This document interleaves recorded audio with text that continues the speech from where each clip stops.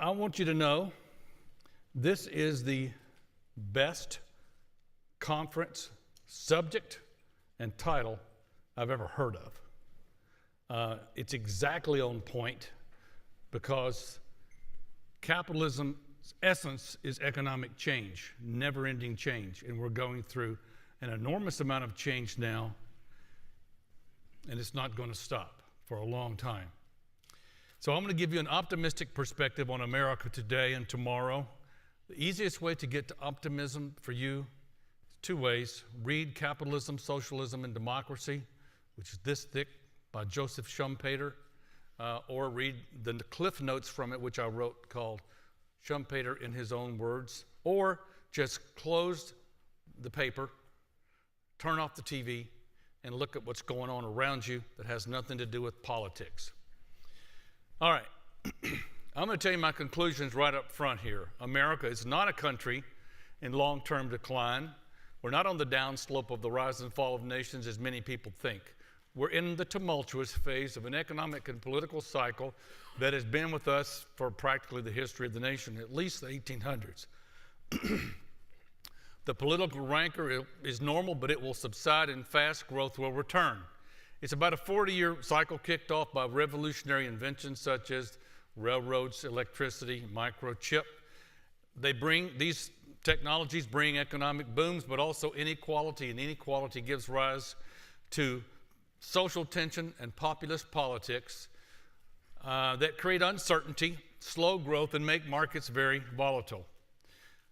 Despite all the rancorous politics and the media outrage today, capitalism, though, is still marching onward to transform the U.S. economy and deliver a truly fantastic world for future generations. Indeed, the next big thing to drive markets is already here. It's just not hitting markets this decade.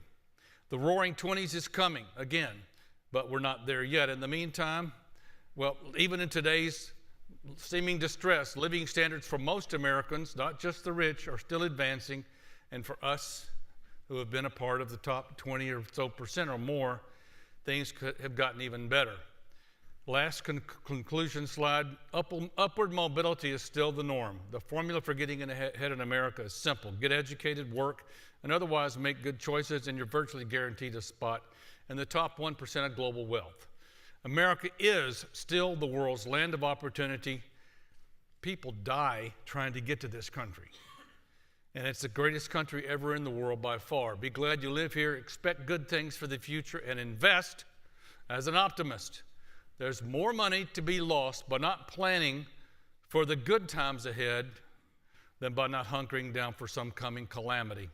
So be careful not to get caught up in today's news and miss the underlying economic transformation, once again revitalizing America. Here's my outlines, 5 quick parts. We're going to look at optimists versus pessimists and decide who's right. Second of all, I'm going to give you a history lesson. I could do 3 of these for 3 different periods. 1 is enough. I go over the period of America during the spread of railroads, very much like today, even more rancorous than today.